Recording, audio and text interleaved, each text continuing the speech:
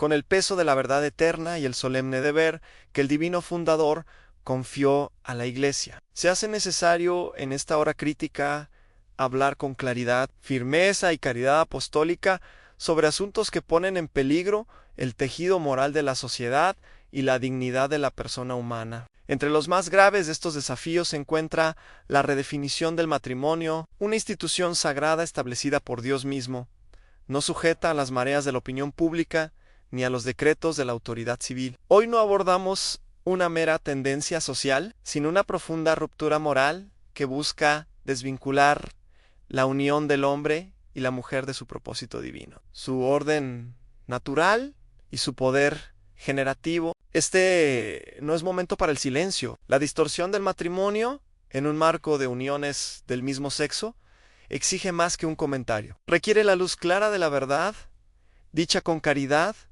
y el coraje de nombrar lo que ha sido velado. Porque en la confusión de nuestros tiempos han surgido 13 palabras que llevan en sí todo el peso de este conflicto cultural, son el eje sobre el que gira el debate y revelan el núcleo de lo que está realmente en juego. Por tanto, con preocupación filial por todas las almas y fidelidad inquebrantable a las enseñanzas eternas de la Santa Madre Iglesia, ahora procedemos a desvelar estas 13 palabras, no para provocar, sino para iluminar, para que la conciencia despierte y la verdad sea escuchada, desde el amanecer de la creación, antes de los tronos de reyes y las constituciones de naciones. El matrimonio fue instituido por el Altísimo como un pacto sagrado, no como un contrato humano, sujeto a revisión o redefinición. Fue Dios mismo quien, en el jardín del Edén,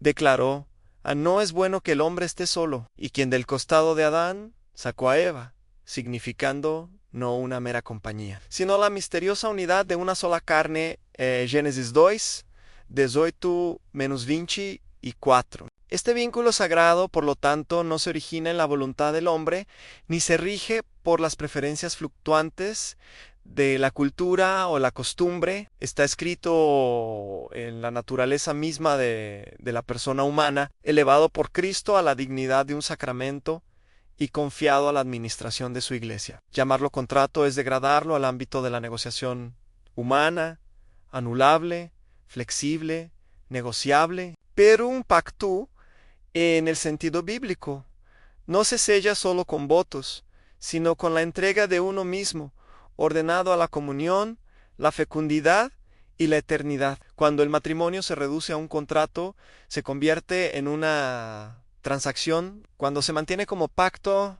se convierte en un espejo del amor divino. En su verdadera forma, refleja la unión inquebrantable entre Cristo y su Iglesia, fiel, vivificante y permanente. Ninguna autoridad civil posee el poder de redefinir lo que no creó, y ninguna legislación, por bien intencionada que sea, puede sustituir la verdad eterna inscrita por el Creador en el alma humana. Manipular este orden no es simplemente errar, es rebelarse contra lo que es sagrado. Por lo tanto, en esta hora, la Iglesia debe hablar con claridad. El matrimonio es un pacto entre un hombre y una mujer, ordenado por Dios y más allá del alcance de la redefinición. El Todopoderoso, en su sabiduría, no formó al hombre y a la mujer como meros complementos biológicos, sino como seres morales cuyos propios cuerpos proclaman un orden divino. La naturaleza, o en su expresión más pura e incorrupta, da testimonio de la intención de Dios, aunque la unión de hombre y mujer no es arbitraria, sino con propósito fructífera e imbuida de significado moral. El cuerpo humano no es un caparazón sin sentido, sino un templo del Espíritu Santo, una proclamación viva del diseño de Dios. En la composición distinta pero armoniosa de los sexos, no encontramos confusión sino claridad, no competencia sino cooperación, no igualdad sino sagrada diferencia. Esta diferencia no es un defecto a superar, sino un regalo a recibir, un signo de una verdad espiritual más profunda. Hombre y mujer fueron creados para entrar en una comunión que refleja el amor creador de Dios, un amor que es tanto unitivo como procreador. Desafiar este diseño no es simplemente actuar contra la tradición o la teología, Es rebelarse contra la caligrafía del Creador grabada en nuestro propio ser. Es afirmar que el orden de la carne no tiene significado, que el cuerpo miente y que la identidad es una construcción de la voluntad en lugar de un regalo de Dios. Sin embargo, la Iglesia afirma a tiempo y a destiempo que la ley moral no se impone desde fuera, sino que fluye desde dentro del propio orden creado. No es odio, sino caridad declarar esto, porque la verdad libera el alma, mientras que la negación de la verdad la ata a la ilusión. Cuando el hombre y la mujer son separados de su propósito dado por Dios, la persona humana es desvinculada de su origen y su destino. Y cuando la sociedad sanciona tal confusión, hace violencia al alma y a la familia, la célula fundamental de la civilización así, proclamamos con voz inquebrantable: a la naturaleza no es neutral y la carne no es muda. El orden moral está escrito en nuestro propio diseño, y ningún poder terrenal tiene la autoridad para borrar lo que Dios ha inscrito en el cuerpo humano. En el sagrado libro del Génesis leemos Nu hisu mitu, sino una proclamación divina: hombre y mujer los creó Génesis 1 y Vinci y Secchi. Esta no es una declaración solo biológica, sino una afirmación teológica de profundo significado. Porque al crear a la humanidad a su propia imagen, Dios inscribió su diseño no solo en el alma, sino de manera visible e inteligible en el cuerpo. El cuerpo humano habla, sí, tiene un lenguaje, y ese lenguaje no es caótico o autoinventado, sino ordenado, con propósito e inteligible para la razón iluminada por la fin, la unión del hombre y la mujer. No solo vemos el potencial para una nueva vida, sino un icono vivo del don total de sí mismo. Malinterpretar este lenguaje no es simplemente errar en el afecto, sino falsificar el mensaje mismo del cuerpo. Las uniones del mismo sexo, por sincero que sea el vínculo emocional, no pueden decir esta verdad. Contradicen la forma, la función y el fin del acto sexual, tal como lo ordenó el Creador. Oscurecen la imagen de comunión divina que el matrimonio debe reflejar y distorsionan el signo por el cual Dios comunica vida y amor. Por lo tanto, la Iglesia no impone una regla, sino que devela una realidad. No condena a las personas, pero debe, en fidelidad a Cristo, proclamar que ciertos actos oscurecen la verdad del cuerpo y, por lo tanto, la verdad del amor, pues el verdadero amor nunca miente, nunca le pide al cuerpo que diga lo que el alma no puede afirmar. En un tiempo de gran confusión, la Iglesia levanta su voz, no para avergonzar, sino para iluminar.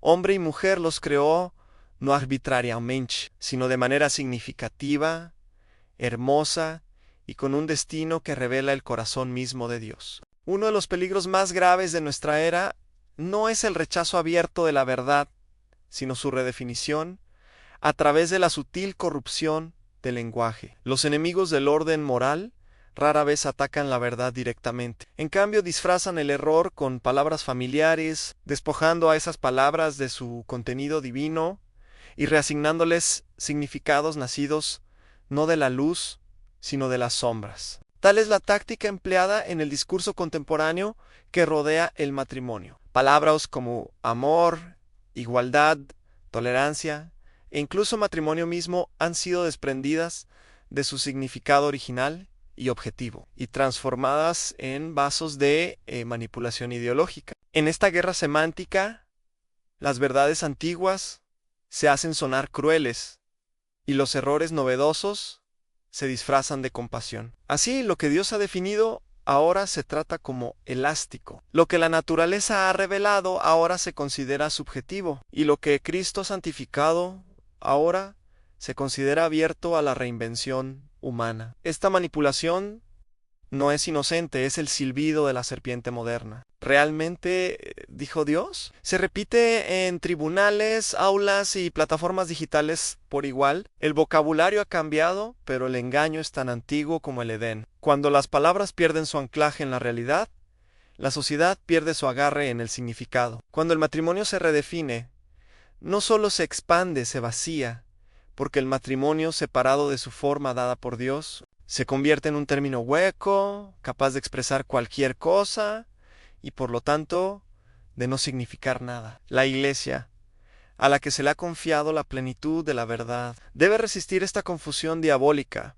no con malicia, sino con claridad inquebrantable. Nombrar las cosas correctamente es un acto de justicia. Permitir el mal uso de palabras que nombran realidades sagradas es un fracaso. Porque donde las palabras se retuercen, las conciencias se embotan, y donde la conciencia se embota, el pecado se normaliza. Por lo tanto, debemos hablar claramente.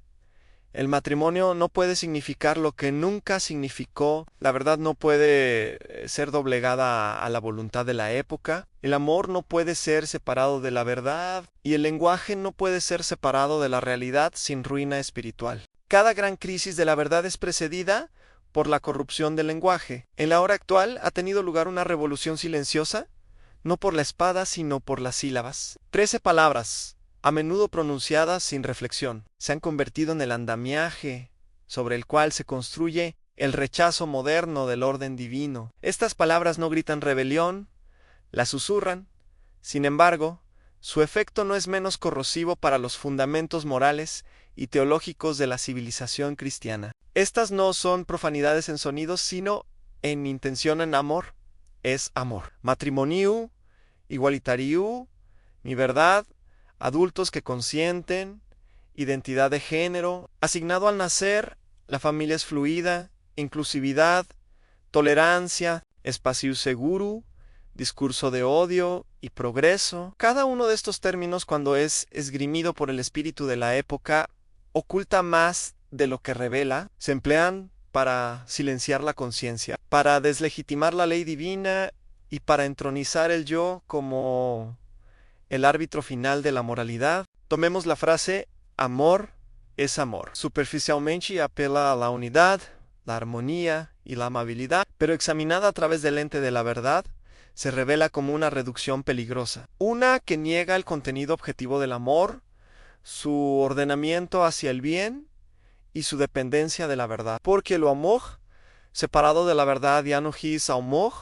sino sentimiento, y el sentimiento, desvinculado de la realidad objetiva, se convierte rápidamente en el manto para la tiranía. Asimismo, el término matrimonio igualitario encubre una mentira, que todas las uniones, independientemente de su forma o propósito, son moral y socialmente intercambiables. Sin embargo, la igualdad en el error no es justicia, es caos disfrazado de compasión, y cuando la tolerancia se convierte en la virtud suprema, la verdad es desterrada como intolerancia y el evangelio mismo es reformulado como odio. Estas 13 palabras no son meras elecciones lingüísticas, son armas ideológicas, forman el catecismo de un nuevo credo, uno que no se inclina ante la cruz, sino ante el yo, no ante el creador, sino ante la criatura. Aceptar su mal uso es ceder el terreno sobre el cual la verdad debe permanecer. Por lo tanto, la Iglesia debe recuperar estas palabras, bautizarlas en la verdad, o de lo contrario, denunciar su distorsión, porque el lenguaje moldea el pensamiento, y el pensamiento moldea la acción. Y cuando el vocabulario de una civilización cae, su alma no está lejos. Hay un grave error ahora ampliamente aceptado y trágicamente predicado, incluso dentro de los propios muros de la Iglesia, que el amor, para ser genuino, debe permanecer en silencio ante el pecado, que desafiar el error es odiar y que la verdad divide, mientras que la amabilidad une, pero tal razonamiento no es cristiano ni caritativo. Es una compasión falsificada, una que le niega al alma lo que más desesperadamente necesita a la salvación. La verdadera caridad no es un mero sentimiento o suavidad, es la voluntad de buscar el bien eterno del otro, incluso a costa de la comodidad personal, incluso cuando hiere el orgullo o provoca resistencia. Amar a alguien es desear que viva en la verdad, camine en la luz y se conforme a Cristo. Jesucristo, el divino esposo de las almas, nunca afirmó el pecado en nombre de la amabilidad. Acogió al pecador, pero nunca bendijo el pecado. A la mujer sorprendida en adulterio le ofreció misericordia, pero también le ordenó: ve y no peques más. Este es el amor divino misericordioso, pero justo, compasivo, pero intransigente, tierno, pero anclado en la verdad. Es este amor el que la Iglesia debe encarnar y extender. La noción de que las uniones del mismo sexo deben ser aceptadas en nombre del amor es una grave distorsión. Puede surgir de la empatía, de relaciones heridas o de la presión cultural, pero su fin es el abandono de la verdad. Y donde la verdad está ausente, el amor deja de ser santo y se vuelve permisivo, incluso venenoso. Afirmar la identidad de otro mientras se niega la ley moral es afirmar su destrucción. Retener la verdad bajo el disfraz de la afirmación es quedarse de brazos cruzados mientras un alma se aleja de Dios. Esto no es amor, es rendición. Por lo tanto, que se declare con claridad y convicción a la caridad divorciada de la verdad.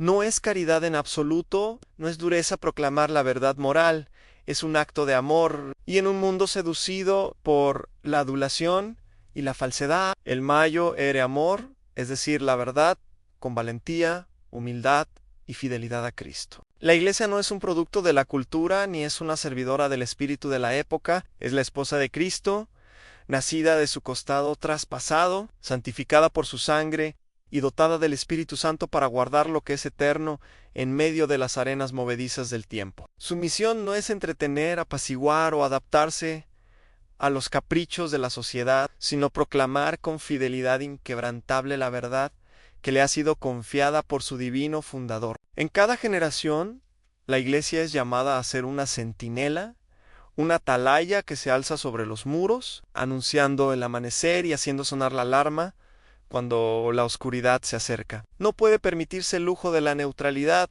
cuando la sagrada institución del matrimonio está amenazada, cuando su definición es desmantelada por decreto legal o consenso social. La Iglesia no debe permanecer en silencio, porque hacerlo es traicionar a su Señor, quien santificó el matrimonio con su propia presencia en Caná y lo elevó a la dignidad de un sacramento. Ella es la defensora de lo real, del mundo tal como Dios lo hizo, no como el hombre lo imagina, en un tiempo en que se alaban las ilusiones y se inventan identidades. La Iglesia sola se alza como la voz de lo inmutable, en que el hombre es hombre, la mujer es mujer, y el matrimonio es una unión de pacto entre los dos, orientada hacia la vida, el amor y el cielo. Esta verdad no es una preferencia, no es una tradición, es una revelación divina. Guardar esta verdad no es un acto de agresión, es un acto de cuidado maternal. Como una madre que protege a sus hijos del daño, la Iglesia levanta su voz no para herir, sino para proteger. Ella sabe que cuando el matrimonio se corrompe, la familia se debilita, y cuando la familia cae, la civilización misma comienza a desmoronarse. Por lo tanto, la Iglesia no puede reescribir lo que no compuso. No puede bendecir lo que Dios no ha ordenado, y no puede permanecer en silencio cuando la verdad está bajo asedio. Su fidelidad a Cristo exige que hable con claridad, actúe con valentía y sufra pacientemente, si es necesario, por el bien de lo sagrado. Que nadie se engañe en la oposición de la Iglesia a la redefinición del matrimonio. No nace del prejuicio, sino de la profecía. Ella no es el eco del mundo, sino la trompeta de la eternidad. Cuando se niega el orden divino, la confusión no permanece como un asunto privado. Se extiende lenta, sutilmente, luego rápidamente, hasta que moldea leyes, hábitos y corazones. La redefinición del matrimonio no es un problema aislado. Es una ruptura fundamental, un terremoto moral, cuyas réplicas reverberan a través de cada pilar de la civilización humana. Entre las principales víctimas se encuentran los más inocentes, a los niños, porque los niños no son ideales abstractos o accesorios sociales. Son almas inmortales confiadas a la humanidad por Dios. Su formación requiere más que afecto, requiere verdad. Una madre y un padre no son figuras intercambiables, sino íconos complementarios del amor y la autoridad divinos. Cada uno revela al niño una dimensión distinta de la identidad humana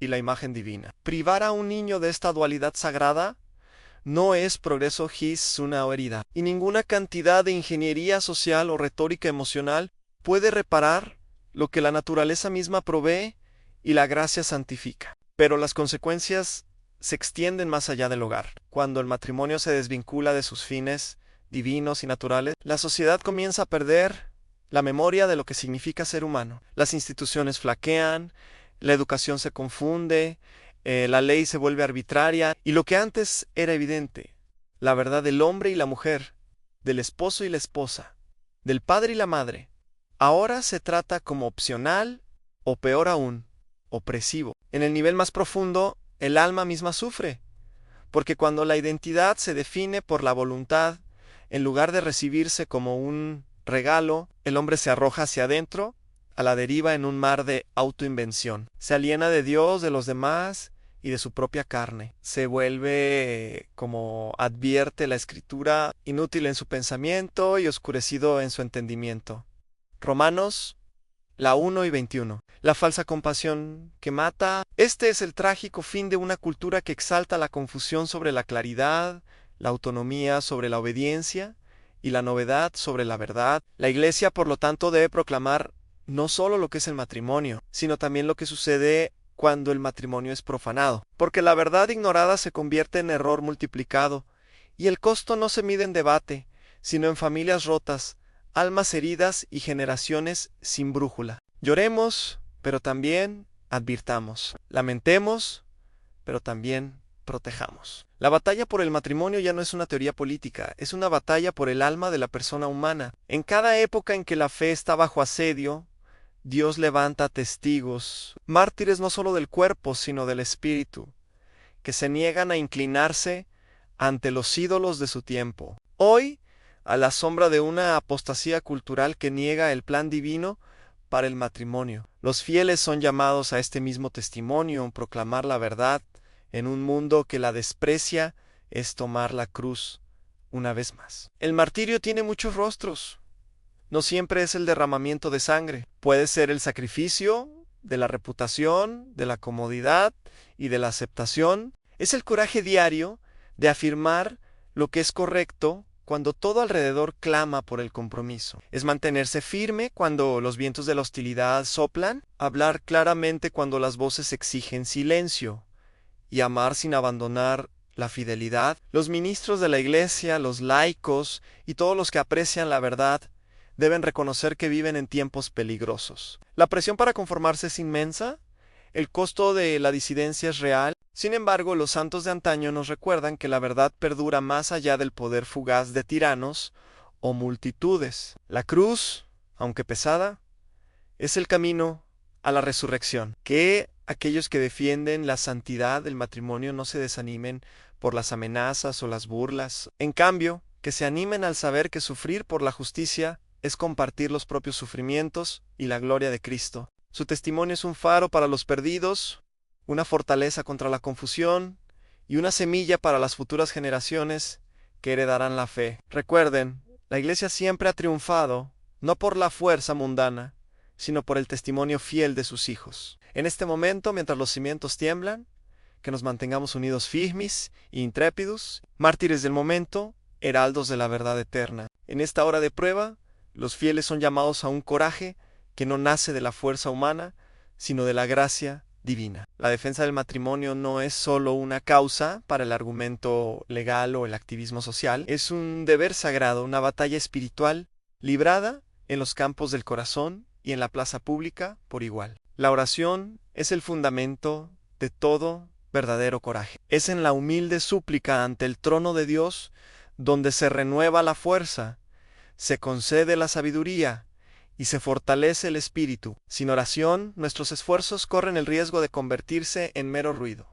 Con oración, se convierten en instrumentos de gracia. Que el rosario sea nuestro escudo, el Sagrado Corazón nuestro refugio y la intercesión de la Santísima Virgen nuestra ayuda constante. Sin embargo, la oración sola no es suficiente. La fe sin obras está muerta. El cristiano debe actuar con valentía y sabiduría, diciendo la verdad con claridad, educando con caridad, votando con conciencia y formando comunidades que reflejen el orden divino. Debemos recuperar el espacio público para el Evangelio, defender los derechos de los padres, apoyar a las familias en su vocación y mantenernos unidos contra las leyes y prácticas que amenazan la sagrada institución del matrimonio. El coraje es contagioso a medida que los individuos se mantienen firmes, inspiran a otros a levantarse. A medida que las comunidades oran y actúan, se convierten en faros de esperanza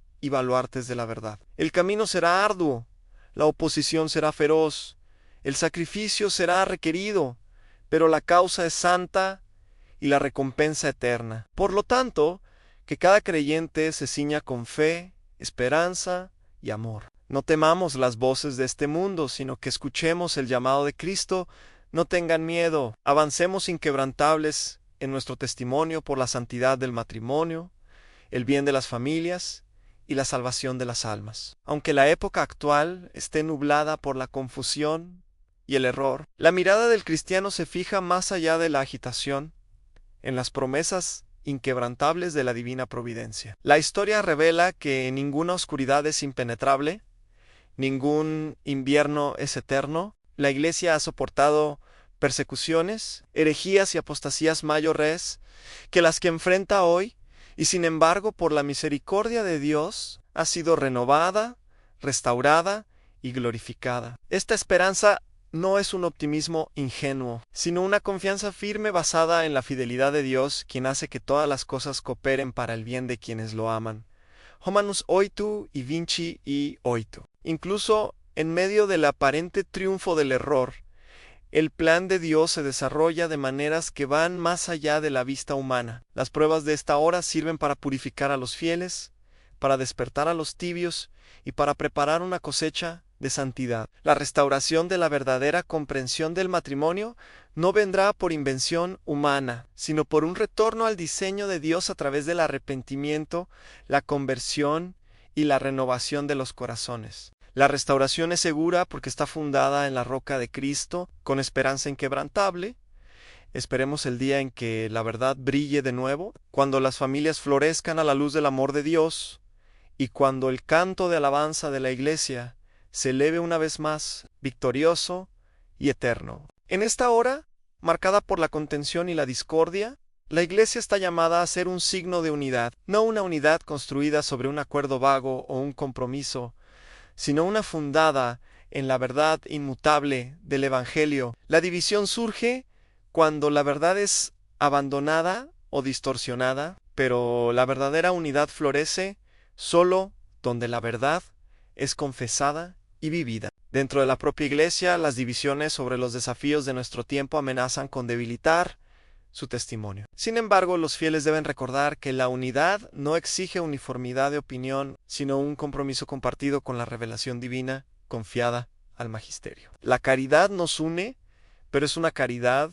arraigada en la fidelidad, no un sentimiento que permite el relativismo o el silencio ante el error. Asimismo, las fracturas de la sociedad entre generaciones, culturas e ideologías reflejan una ruptura más profunda de la verdad. Sanar estas heridas requiere un retorno al fundamento común de la dignidad humana en la ley natural escrita por el Creador en cada corazón. Solo entonces podrán restaurarse los lazos de la familia, la comunidad y la nación. La Iglesia debe liderar con el ejemplo, invitando a todos a una comunión que respete la conciencia, pero exija la conversión, acogiendo a todos al diálogo, pero nunca abandonando la verdad. A través del testimonio humilde, la enseñanza paciente y la caridad sincera, la Iglesia puede tender puentes y restaurar una cultura donde el matrimonio y la familia sean honrados y protegidos. Así, la unidad en la verdad es tanto nuestro regalo como nuestra tarea. Es una luz que brilla en la oscuridad,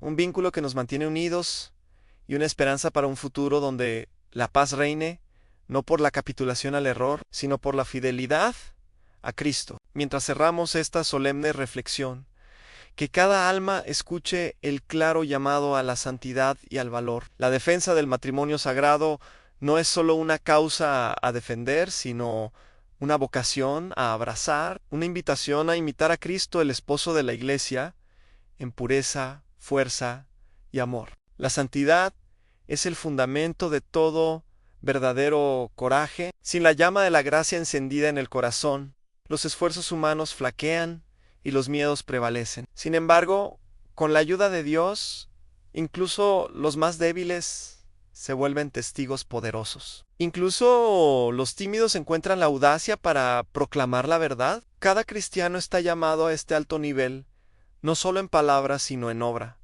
en oración y en sacrificio. Por lo tanto, levantémonos firmes e intrépidos, ceñidos con la armadura de Dios, anseamos luces en la oscuridad, sal para la tierra y levadura en la masa. Que nuestras palabras sean sazonadas con caridad, nuestras acciones marcadas por la humildad y nuestros corazones inflamados con celo por el reino. Recuerden bien las palabras del apóstol Anestén: vigilantes, manténganse firmes en la fe, sean valientes, sean fuertes. 1 Corintios 16 y 13. Levántense pues con fe y coraje.